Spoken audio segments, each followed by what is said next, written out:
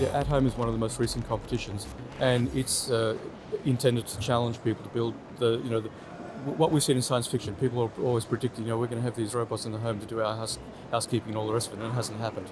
And the idea of this competition is to actually try to make that happen. So we have three different types of robots.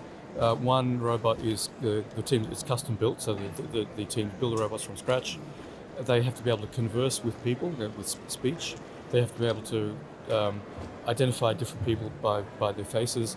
They have to be able to manipulate sort of common objects like pick up plates, cans, be able to bring you your coat, take it off the coat rack, take out the garbage, bring the bags in from your car, things like that, all these sort of domestic types of things. And they said that there's custom built robots, and then we have two standard platforms. One is a Toyota robot, so it's a prototype domestic robot that Toyota's been developing. Please raise your arm if you would like to move. And there's also the SoftBank Pepper. And that one is more geared towards social interaction.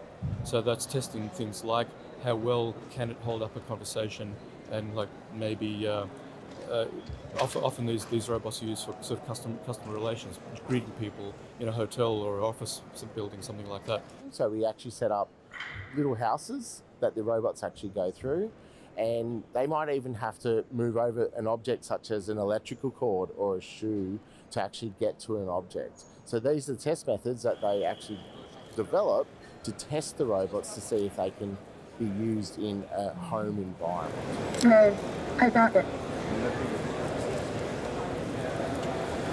30 seconds left. There's a huge amount of information that a robot needs to take into consideration when it's going around its environment. So there's, from the low-level modules, you've got its navigation, you've got vision, you've got speech recognition, you've got its manipulation. Its ability to actually grasp objects is incredibly difficult. It's got when a robot goes to do something to a human, everything is done instantaneously.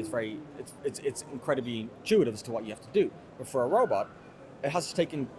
And as a software developer, all these sort of lower level modules have to be taken into consideration when actually trying to do these tasks. And they themselves add incredible complexities to it. So how does a robot actually know when something's in front of it? How is a robot able to identify that what you want is a can of Coke as opposed to a can of 7-Up? How does a robot actually go about planning to be in a position where it can grasp the can of Coke without running into something? They're pretty good at navigating around. Manipulation is hard because our hand is so complicated and so dexterous that that's quite hard to replicate. Being able to recognize objects is reasonably reliable. Being able to recognize people is okay, but if you turn your head in different directions, if you're slumping down, things like that, that can mess things up. So there are all these things that can, things work 80-90% of the time, but then break when you most want them.